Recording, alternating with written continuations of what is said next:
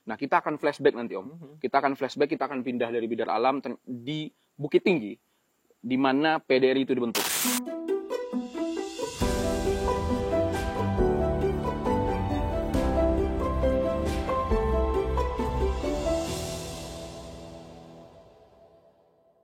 Pak Safrudin waktu itu memutuskan untuk berpindah ke Harabang, menegaskan bahwa PDRI terbentuk. Kalau ini kan jenisnya kan bukan radio pemancar kayak seperti sekarang, ini kan dulu ibaratnya Morse, sandi gitu. Itu dengan puluhan orang, bahkan ada sampai 30 orang yang membawa dengan cara ditandu. Pemancar radio ini adalah pemancar yang paling dicari oleh Belanda pada agresi militer kedua. Belanda merasa gagal dalam mengkampanyekan bahwa Indonesia itu sudah takluk.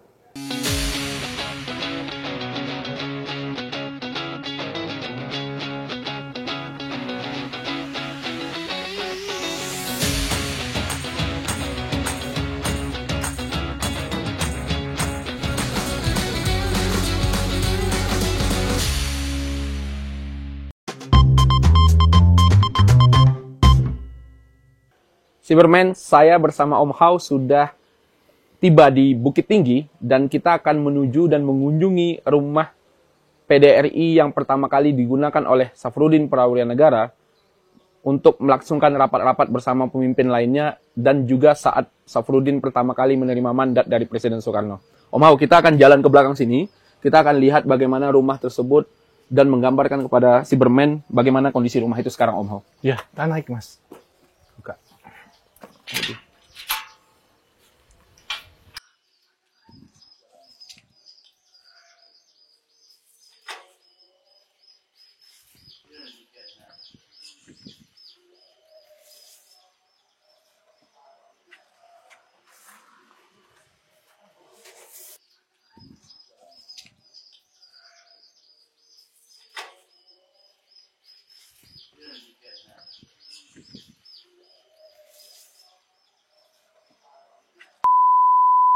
Jadi kita lihat bahwa rumah PDRI ini digunakan oleh Safrudin Prawira Negara pertama kali dalam melakukan rapat-rapat pada saat itu, dan disinilah letak pertama kali di mana rumah ini menjadi saksi bisu sejarah Safrudin menerima mandat dari Presiden Soekarno pada saat itu. Nah, kita bisa lihat bahwa ini cukup terawat ya Om ya sebenarnya. Ada rumahnya juga dari bentuk batu dan lain-lain. Mungkin bisa cerita sedikit Om?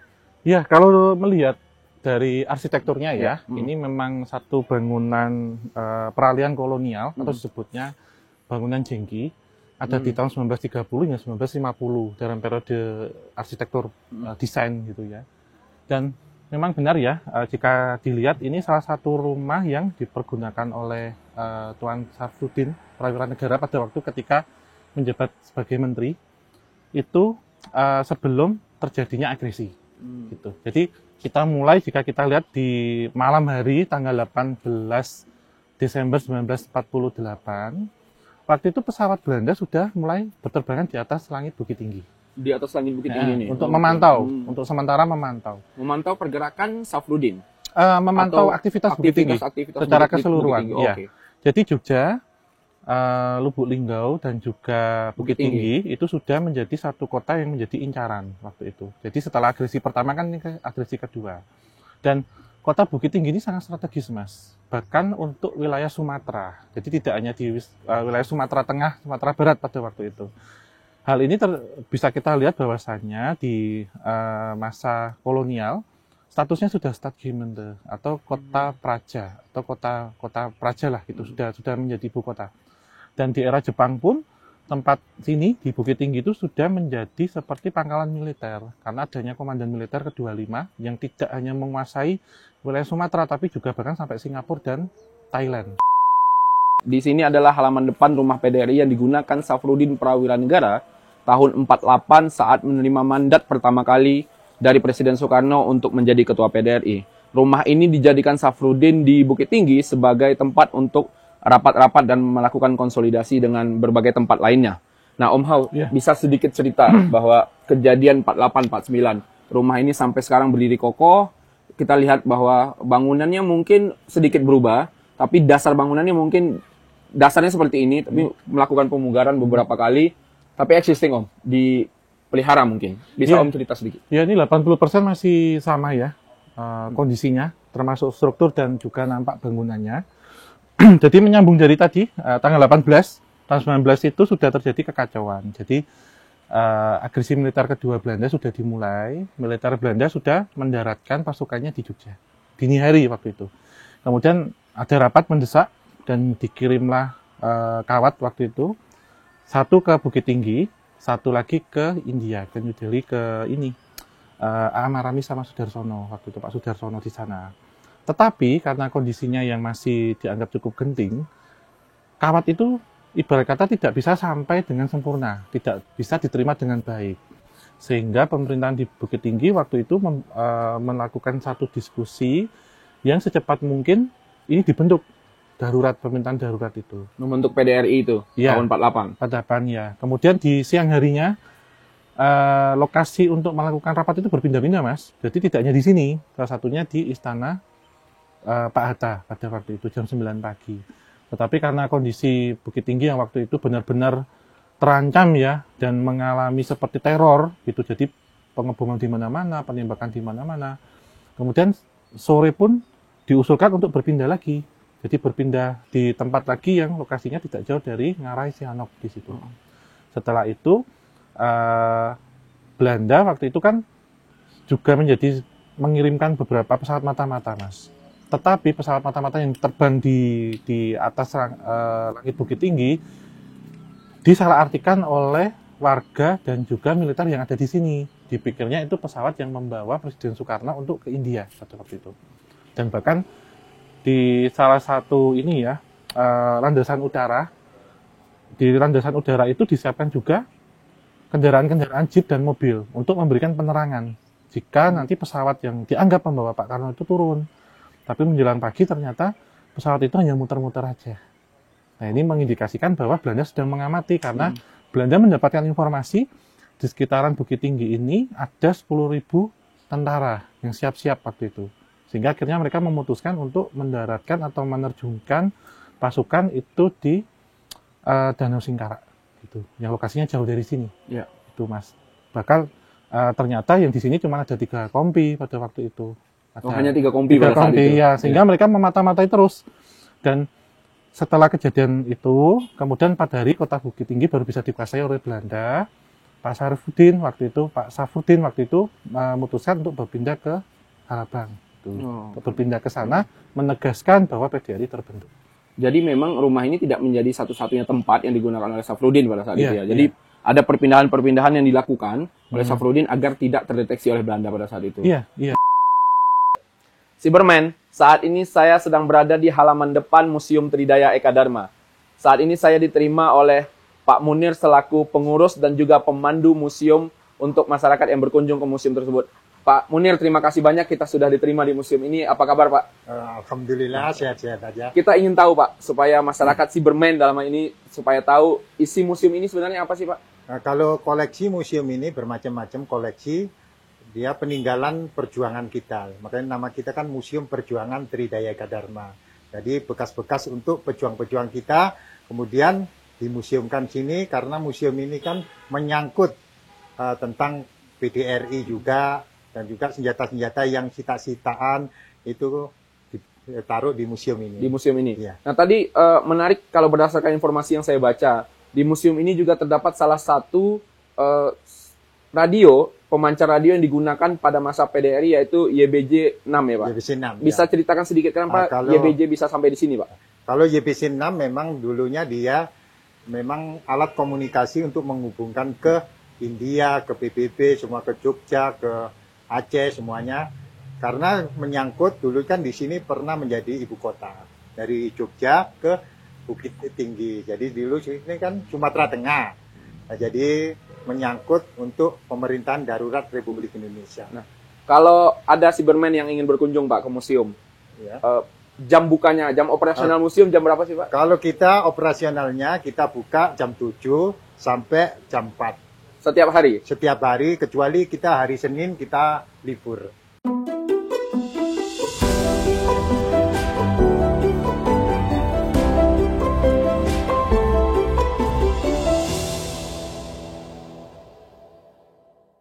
Kalau berbicara PDRI, Pak, kita kalau orang melihat bahwa PDRI gitu. Ada beberapa koleksi foto yang bisa kita ditunjukkan. Nah, kalau foto-foto ini kebetulan beliau sama Pak Sudirman ya. Oh, ya. Waktu jabatan ini yang Pak Safrudin. Ini Pak Safrudin ya, Pak? Iya. Oke.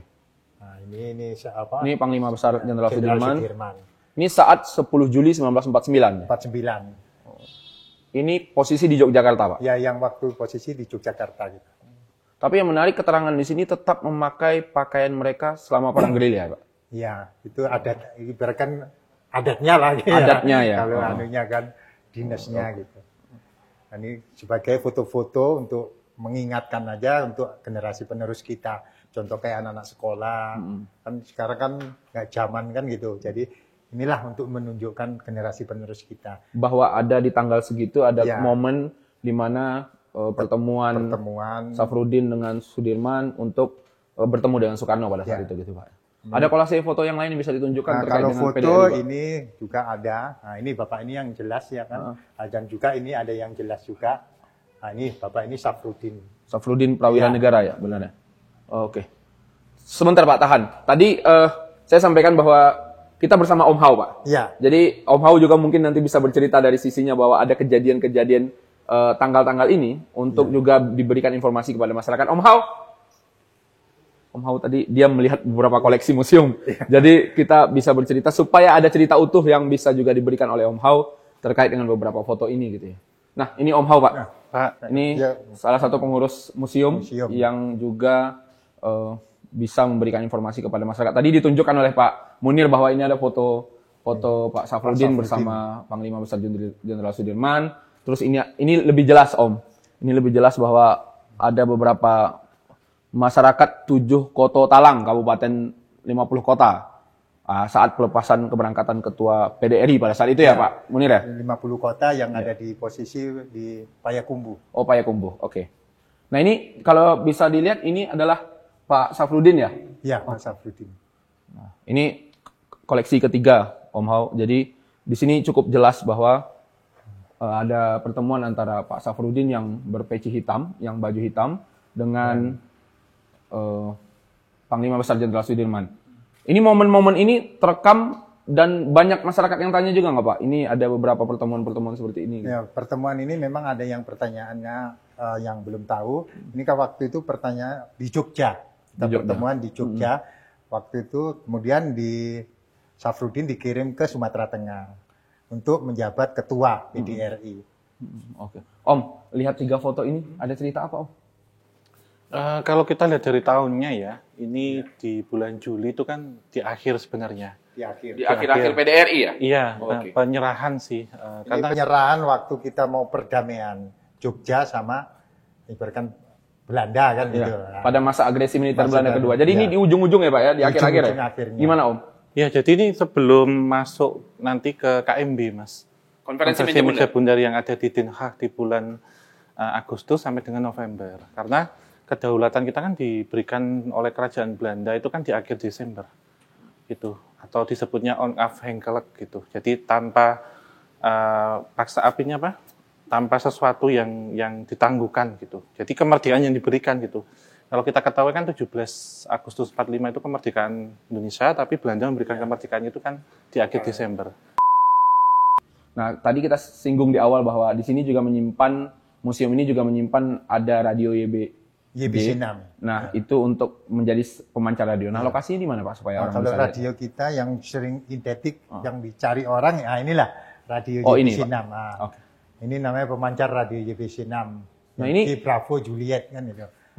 Cukup tinggi ya Pak, hampir 2 meter ya Iya. tingginya ini. Dan sepertinya lumayan berat karena terdiri dari bahan yang cukup berat. Karena Ini bisa ini- dibuka Pak? Ya, karena ini kalau digotong kita minimal 8 orang, 10 orang. Minimal 8-10 orang. Ya, kalau kita gotong waktu gerilya itu kita gotong lewat gerilya 8 sampai 10. Kalau kita 2 orang kita berat kita geser. Iya, Pak. Nah ini cukup rumit ya Pak ya. Iya. Bagaimana kita lihat alur-alur ininya cukup rumit dan kalau mungkin salah satu komponennya yang rusak butuh waktu untuk memperbaiki pada saat itu.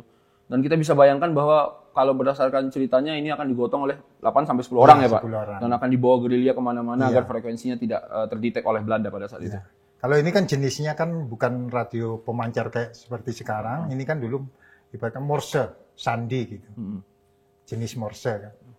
Om, melihat struktur seperti ini, terbayangkan nggak kalau zaman 48, 49 mereka menggunakan serumit ini Om, untuk memberikan, ya seperti penjelasan Pak Munir tadi, Morse bukan pemancar radio pada seperti sekarang. Nanti ada alat penerimanya, itu sana nanti. Oh iya, tentunya kan ini dalam kondisi genting ya, waktu perang waktu itu, dibawa kemana-mana dengan kondisi cuaca yang tidak menentu juga, dan banyak spare part ataupun peralatan-peralatan yang waktu itu harus gonta-ganti bongkar pasang gitu, karena kan nggak selalu itu ada tertanam di sini gitu Mas, karena semisal mau dipakai baru dipasang gitu, sehingga hal yang kemudian membawa efek tidak baik ya saat dianggap ketemu musuh atau ketemu Belanda, itu diprotoli semua, terus terpencar, jadi hilang, susah untuk ngerangkai lagi, sehingga mengambil beberapa peralatan-peralatan lain serupa yang sudah rusak, jadi kayak kanibal dipasang-pasang. Agar bisa digunakan kembali ya? Iya. Pak Munir, nanti kita akan bahas lebih lanjut, saya akan bahas lebih lanjut bersama Om Hao bagaimana YBJ ini. Izin Pak, kita akan menggunakan ini sebagai latar dan juga membahas bagaimana perjuangan ini menjadi salah satu saksi bisu sejarah perjuangan PDRI dan juga bagaimana court officer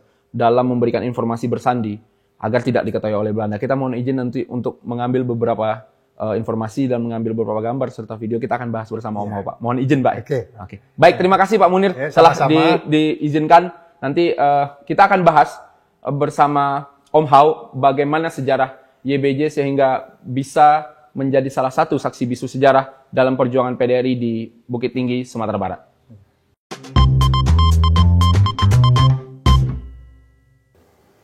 Cyberman, saat ini saya sedang berada di Museum Tridaya Eka Dharma yang berada di kota Bukit Tinggi, Sumatera Barat. Saya berada di dalam museum yang menyimpan berbagai macam koleksi sejarah, terutama saat kemerdekaan Republik Indonesia tahun 45. Nama museum ini memiliki filosofi 3 tungku sajarangan, yang artinya terdiri dari ninik mama, alim ulama, dan cerdik pandai. Museum ini menjadi wahana edukasi juga bagi masyarakat untuk mengetahui bagaimana informasi sejarah perjuangan bangsa Indonesia di tahun 45. Setelah tadi saya bersama Om Hao mengunjungi rumah PDRI, saya mengajak Om Hao untuk melihat koleksi-koleksi sejarah. Salah satunya koleksi yang berhubungan erat dengan persandian Republik Indonesia pada saat itu. Di belakang saya, Om Hao, di belakang kita ini adalah YBJ 6 yang digunakan sebagai pemancar radio pada saat PDRI 48-49. YBJ ini yaitu kalau berdasarkan tulisan di sini dijelaskan ada Yankee Bravo Juliet 6. Om, sedikit pertanyaan. Dengan melihat struktur pemancar radio ini, dengan tinggi yang hampir 2 meter, dengan berat yang cukup berat, artinya tidak akan bisa dipikul oleh satu orang. Bagaimana pemancar ini menjadi salah satu komponen atau alat paling penting saat PDRI 4849? Iya, sebenarnya ini kan diawali ketika Bukit Tinggi waktu itu diincar oleh pesawat-pesawat Belanda. Kenapa demikian? Selain banyaknya peristiwa-peristiwa yang sudah diketahui ya, salah satu pembentukan PDRI waktu itu, radio itu kan salah satu cara untuk komunikasi, Mas. Kemudian Belanda juga menyerang atau menjatuhkan bom itu di stasiun-stasiun radio. Nah, keberadaan ini ya, pemancar radio ini, itu salah satu yang selamat. Sementara pemancar-pemancar lain pada waktu itu rusak. Sehingga ini yang kemudian dipikirkan oleh beberapa komando militer dan juga PTT pada waktu itu untuk sebisa mungkin segera diselamatkan. Karena menjadi satu akses untuk komunikasi agarnya tidak terputus. Nah, ketika ketahuan ini kemudian komando ya waktu itu Tuan Adi Winata meminta di bawah ini tugas dari Pak Syarifuddin waktu itu untuk mengamankan ini dibawa ke daerah-daerah yang dianggap aman dari incaran frekuensi radio Belanda. Nah, salah satu cara yang dipakai itu dengan puluhan orang, bahkan ada sampai 30 orang yang membawa dengan cara ditandu. Dan posisinya harus tetap vertikal, Mas, karena ini kan memuat beberapa komponen dan juga on the deal-nya. Nah, suatu ketika saat dari Bukit Tinggi, itu kan kemudian ke beberapa daerah di sekitar ini. Sempat juga bertemu dengan iring-iringan Belanda, militer Belanda waktu itu. ini pun juga disembunyikan. Jadi beberapa orang itu ketika tahu yang membawa dari tandu itu diprotoli part-partnya juga. Jadi hanya sisa satu seperti ini disembunyikan, kemudian elemen-elemennya ataupun onderdilnya itu dipisah-pisah, Mas. Nah ini menarik, bahwa pada saat itu berdasarkan informasi yang kita himpun dari berbagai sumber, pemancar radio ini adalah pemancar yang paling dicari oleh Belanda pada agresi militer kedua. Yang digunakan juga ini pemancar sebagai alat untuk memberikan informasi kepada daerah-daerah lain. Dari Bukit Tinggi, terus ke Jawa, terus ke Burma, ke New Delhi, India, hingga Aceh juga. Nah, dengan keberadaan pemancar radio ini ketika dibawa berpindah-pindah tempat kan ini cukup berat dan tidak bisa dipikul oleh satu orang. Belanda tidak bisa deteksi pada saat itu. Tentunya karena ini gerilya ya, waktu itu masuk ke dalam ngarai, kemudian ke satu sungai yang alirannya itu keruh ya, kemudian masuk dalam hutan, masuk dalam bukit. Tentunya tidak semudah itu untuk mengetahui. Salah satu caranya adalah dengan menyebar frekuensi, Mas. Frekuensinya dibuat acak? Iya, tapi dalam miliknya pihak Belanda waktu itu. Jadi tahu posisinya seperti halnya melacak satu radar. Nah, ini ketika dibawa dari Bukit Tinggi ke foto sampai ke satu daerah di Halaban juga, dan ini juga ada satu rencana akan dibawa ke daerah yang lebih jauh lagi, ke Bangkinang pada waktu itu, terus ke Koto Limo, itu dibawa ke daerah-daerah sekitar situ, sampai di satu daerah dengan warga sekitar pada waktu itu diberikan tempat, ditaruh di rumah gadang selama 3 bulan. Gitu. Setelah ditaruh di salah satu rumah warga ya, radio ini juga sempat nyaut itu kena frekuensi itu dengan radio yang ada di India. Di sini yang disebutkan dengan yang ada di New Delhi ketika waktu itu Tuan Maramis dan juga Tuan Sudarsono sedang ada konferensi di sana. Nah, ini kan radio ini menjadi salah satu incaran Belanda pada saat itu. Apakah pada saat itu ketika Belanda mengincar ini menjadi salah satu tujuan utama agar pemancar radio ini ditemukan, sehingga Belanda melihat ketika ini sudah ditemukan Indonesia sudah selesai pada saat itu, atau ini menjadi satu-satunya alat bagaimana kita memberikan informasi hingga ke luar negeri? Ya. Ini boleh dibilang salah satunya alat, Mas. Karena waktu itu kan yang jelas mau dihancurkan kan stasiun radio dan pemancar. Jadi dihancurkan tidak hanya bangunan, dengan piranti-piranti di dalamnya. Itu harus rusak gitu, karena Belanda merasa gagal dalam mengkampanyekan bahwa Indonesia itu sudah takluk. Dengan salah satu caranya diberikan informasi bahwa pemimpinnya sudah kami tahan. Tapi adanya PDRI ini kan memberikan satu informasi dan legitimasi bahwa masih ada pemerintahan itu walaupun sistemnya darurat. Nah, dengan apa cara waktu itu menyebarkan informasi itu? Dengan radio ini tentunya. Dengan pemancar ini gitu, Mas. Salah satu cara baik diinformasikan ke dalam negeri, baik itu hanya di Sumatera, di Jawa ataupun bahkan ke luar negeri. Jadi berkat bantuan alat ini demokrasi ataupun keberadaan Republik Indonesia walaupun itu darurat, pemerintahan darurat itu masih diketahui. Bahkan diteruskan sampai ke PBB. Ya. Itu. Bisa digambarkan nggak Om? Kalau bagi semua cyberman yang nonton nih, bisa digambarkan dengan ukurannya sebesar ini, code officer pada saat itu membawanya seperti apa sih Om? Apakah berdiri utuh seperti ini atau dia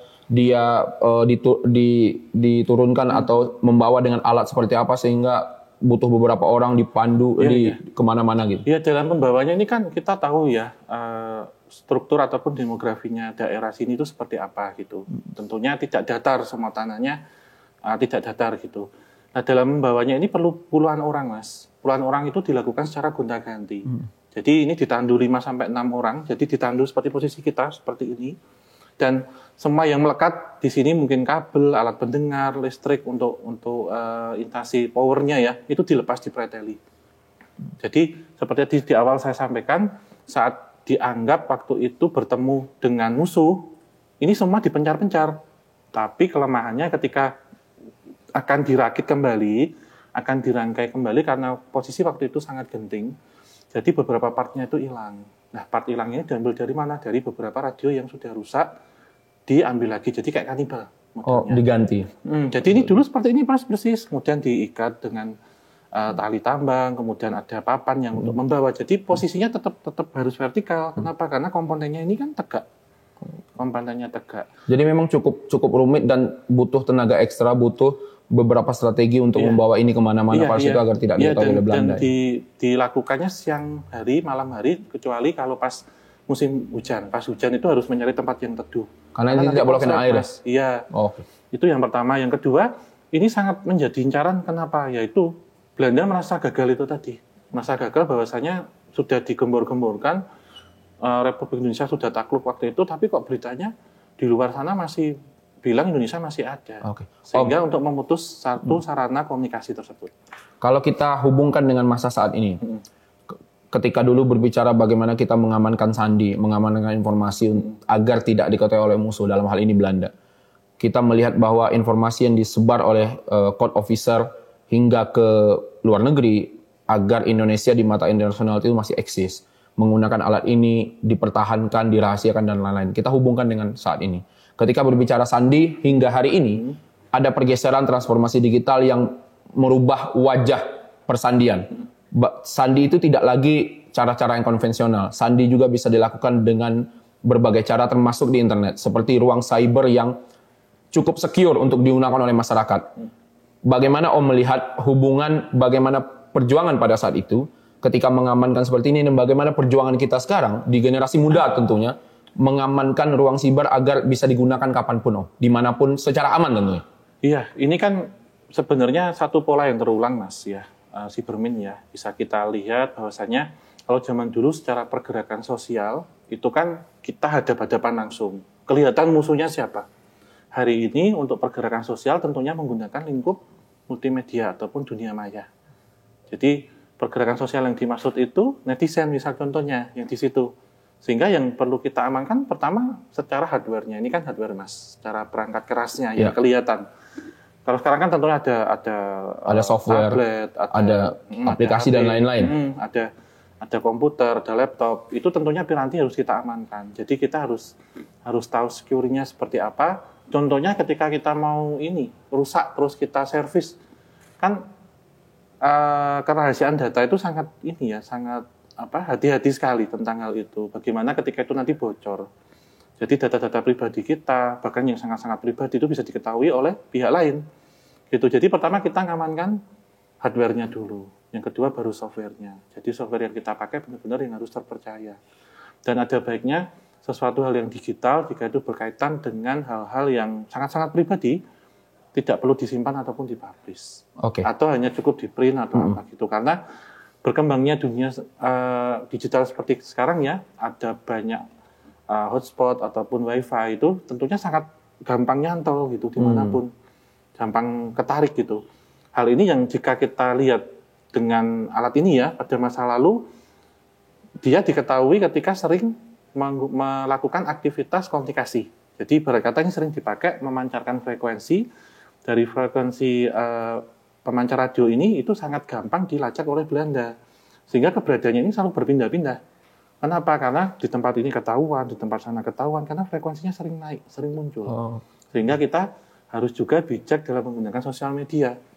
Jangan dikit-dikit upload, jangan dikit-dikit muncul gitu. Atau kita menunjukkan posisi kita sedang di mana, sedang ngapain. Jadi kita gampang dilacak ataupun disalahgunakan oleh orang dengan tujuan-tujuan negatif. Ada kesadaran untuk menjaga privasi data, privasi kita sendiri di tengah-tengah masyarakat, terutama dalam menggunakan internet tentunya. Iya. Om, jadi ketika tadi Om Hao cerita bahwa banyak yang dilakukan oleh pejuang-pejuang kemerdekaan pada saat itu mengamankan bagaimana pemancar radio ini bisa berpindah-pindah tempat agar frekuensinya tidak terlacak. Saat ini Om, dari sudut pandang Om Hao, himbauan untuk generasi muda, khususnya Cybermen dalam mengakses internet, menjaga ruang siber dan lain-lain. Ya, kita belajar dari beliau ya, kita sebutnya ini alat ini ya, dari pemancar radio ini kan diketahui oleh musuh, oleh Belanda pada waktu itu, di mana saat pemancar radio ini itu upload ataupun memberikan informasi atau frekuensinya itu naik ya, itu di beberapa lokasi. Sehingga dengan mudah terdeteksi oleh musuh. Hal ini jika kita cocokkan ataupun kita selaraskan dengan hari ini ya, tentunya untuk generasi muda sekarang harus hati-hati dan juga waspada, ketika upload disertai dengan lokasi gitu, atau disertai dengan posisinya paling aktual ada di mana. Hal ini tentunya dapat dimanfaatkan oleh orang-orang yang tidak bertanggung jawab untuk memanfaatkan atau bertujuan negatif kepada kita. Jadi semisal kita foto suatu tempat, jam itu juga, terus dikasih lokasinya di mana gitu. Dan mending let post saja, jadi di post berikutnya, biar kecelek kalau orang bilang itu. Gitu. Termasuk saya itu kadang kalau sudah seminggu baru saya upload, tak kasih lokasi, nah kalau mau ke situ aja, saya sudah nggak ada. Gitu. Jadi Salah satu trik ya? salah satu triknya, jadi jangan buru-buru untuk diupload gitu, ataupun jangan buru-buru untuk disiarkan gitu ya. Karena kita belajar dari beliau ini kan dulu bisa terlacak karena itu. Gitu. Jadi bijak, kritis, dan hati-hati dalam bersosial media. Tidak semua yang berkaitan dengan pribadi atau berkaitan erat dengan kita itu kita umbar di sosial media. Karena bisa jadi bukan untuk sesuatu hal yang dibanggakan, namun bisa menjadi bumerang untuk kita. Oke. Om, terakhir 3 kata untuk Kamsimas Podcast Keamanan Siber untuk masyarakat. Seperti yang saya kenakan, ini, jaga ruang cyber. Jadi hati-hati dalam bersosial media dan tetap menjaga ruang cyber kita dimanapun kita berada. Oke. Om Hao, terima kasih banyak telah menemani, telah meluangkan waktu kita mengunjungi beberapa situs sejarah persandian dari Bidar Alam hingga ke Bukit Tinggi. Terima kasih banyak sudah bercerita panjang lebar mengenai bagaimana sejarah persandian dan implementasi terhadap generasi muda saat ini. Cyberman, jangan lupa follow dan subscribe YouTube-nya BSSN dan juga ikuti media sosialnya BSSN untuk mendapatkan update informasi seputar keamanan siber dan juga persandian. Selalu siap jaga ruang siber untuk masa depan yang lebih baik. Terima kasih dan sampai jumpa.